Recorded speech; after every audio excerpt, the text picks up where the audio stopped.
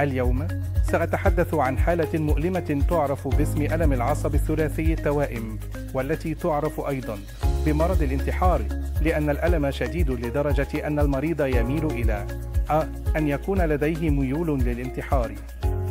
هناك خيارات علاجية مختلفة لهذه الحالة. العلاج الأول سيكون محافظاً باستخدام الأدوية الفموية.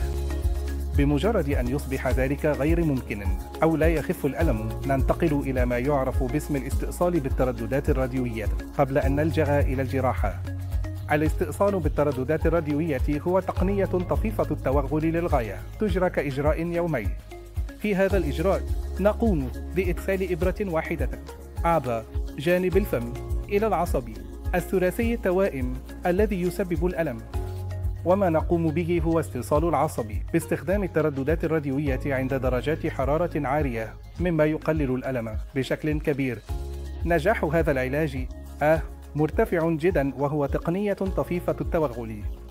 نحن في مستشفى أبولو جاياناجار نقوم بهذه التقنية بشكل روتيني.